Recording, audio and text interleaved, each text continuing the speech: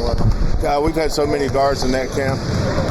Who was Jamal? Milos got invited. We've had a bunch of guards. LJ went to Damian Lillard's camp, which is the same thing. I think his was in Phoenix. I think every year we've had guards invited to all those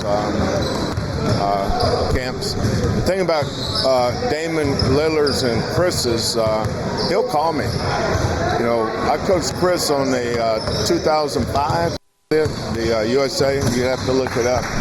I won a gold medal with that boy in Halifax, Nova Scotia. But Chris is involved. You know, I was with him in Augusta, Georgia a few weeks ago.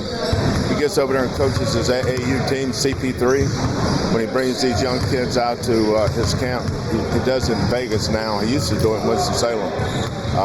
He gets out there and works, man. I mean, these kids appreciate it.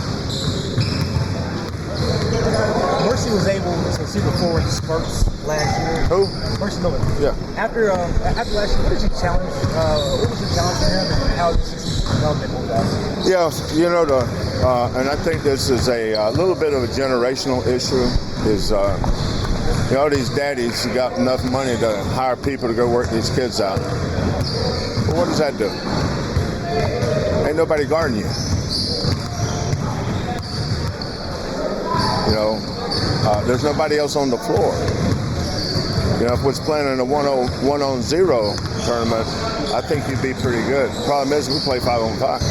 You can't learn to play basketball and make reads and make the right play and figure out where the help's coming from and where should I make this pass or pass the roll, or if I'm getting double teamed, can I pass to the corner?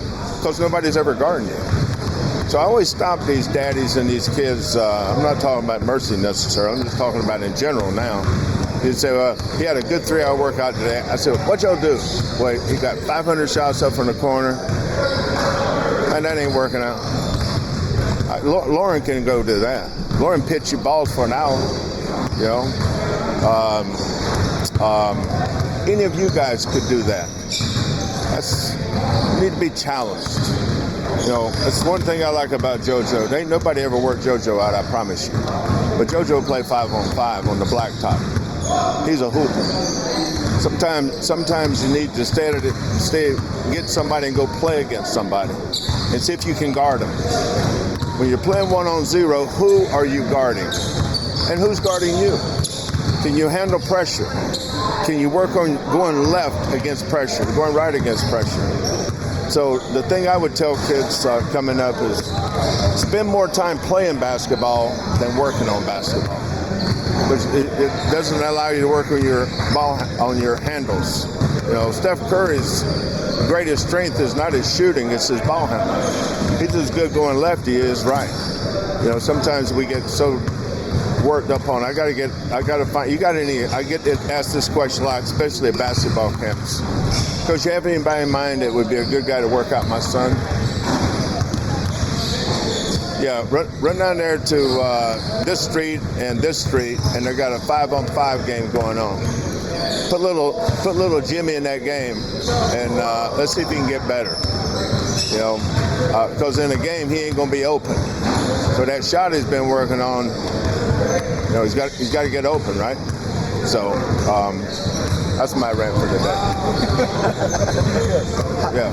How's JoJo doing? You know, Who? JoJo. Yeah, he's doing good. He's fine. So is that what these guys are doing a lot of right out here during the summer? Is just kind of getting back and forth? You doing some kind of in-stuff kind of stuff? It's my first day here in the. Well, based on that question, I can tell. Yeah. No, I mean we do the same thing we've done for decades and decades and decades. You know, we have individual work, we have position work, we have 4-on-4 work. That's another thing kids need to do more. Play 3-on-3. How many times have you guys, if you're basketball players, go somewhere, we don't have enough 5-on-5, right? But we got 8, let's play 4-on-4. Let's play 3-on-3.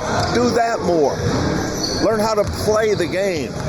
You know, basketball is not a skills contest. At the NBA All-Star game, they have this little skills challenge. Ain't nobody guarding you.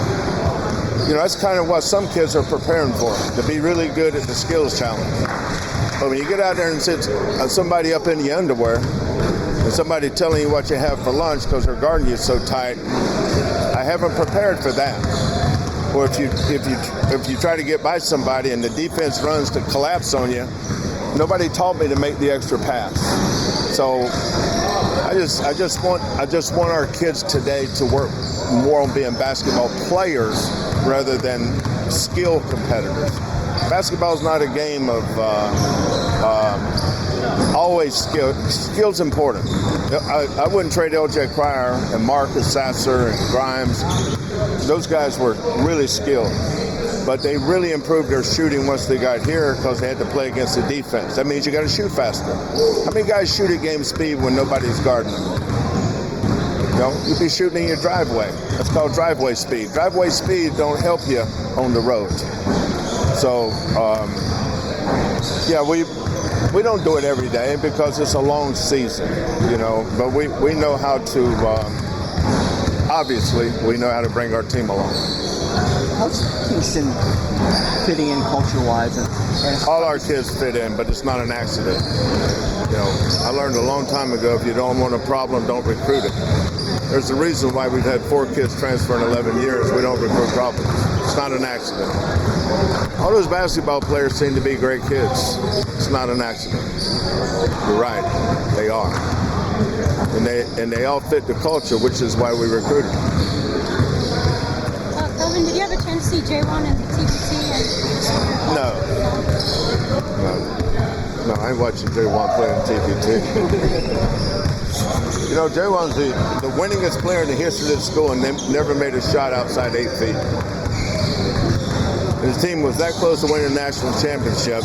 If you go talk to the experts, they think you got to have a stretch 4 to win. Well, what do you call what we've been doing? Has the revenue sharing, has that changed anything for you? I think it's, is it staying here? Well, it's going to change not just for us, it's going to change for everybody. I think it's going to be a reckoning for the families because they're sitting in the wild, wild west where this school's paying them $5 million, this school's paying them $4 million. Now there's kind of a cap. You got 20.5 and you're not allowed to do this, this, and this. I think the toughest thing is going to be getting the families re-educated and then whoever's doing the enforcement trying to figure out how to enforce it. I know you have a good relationship with Bill himself. With his, the news that came out this week, did you have a chance to chat with him at all? And if you had any thoughts on all this? Just text. Bill's a generational coach. That's not an opinion, that's a fact. He's one of the greatest coaches in the history of our game. First time I coached against Bill, he was a coach at Oral Roberts. And I was a coach at Washington State or Oklahoma. Might be in Washington State. So I've been knowing Bill for, 40 years, 30-some, 40 years. He's a great coach, man. He's been good for our game. And I hope he coaches 10, 12 more years. So, but most of all, I just pray for his health and for his family. You take a little time off after this, get a little breather away from everything, or are you still kind of still on the ground? Recruiting? Yeah, recruiting. Yeah. When I retire, there's 3 things I'll never miss. I ain't gonna miss. I won't miss recruiting. I call them the 3 R's: recruiting, road games, and referees. I won't miss the 3 R's. What's the next step for Mercy in his game? Just keep working.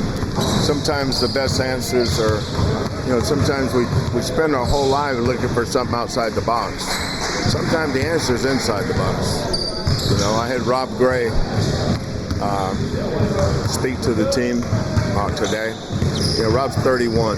When I had him, he was 20 or 21. So he's been gone 10 years or a little more. And I asked Rob, I said, share with the team what the 31-year-old Rob would tell the 21-year-old Rob. And I thought he had a lot of really good things to say. Rob was so much smarter. I'll never forget the 39-point game he had against San Diego State and the game-winning basket. 36 against Wichita State when they were ranked in the top whatever it was. He was gifted, man. He was gifted. I remember going over to. He played in the summer league, and the team he was playing on had a kid who was nowhere near as good as Rob with the ball in his hand, and he had Rob standing in the corner. That's when Rob said, "This ain't for me." They wanted to win, they'd have put the ball in Rob's hand and put that boy in the corner. But summer league that's why the NBA. The dream should not be to play in the NBA. For most of these kids, the dreams for them should be to play professionally so they can make a living. The NBA is going to be for select few, and that's okay. Playing basketball for a living is a heck of a job. I reach out to all our kids. I enjoy sitting down with Josh Carlton this summer and Justin Gorham and Fabian. Quentin came up to talk to me today. Just listening to them talk about their journey. I didn't want to hear about their journey here. I wanted to hear about their journey to how they get to where they are now once they started. I think all their journeys are unique, and it's all part of it. But I tell them the best you're ever going to have it in your career is here. Because this will be the only place where everybody you meet is committed to helping you get better and loves you unconditionally. When you live here, they're only going to love you if you can help them win. And if you can't, they'll go get somebody else. So enjoy your time here. This ain't always reality once you get out of here.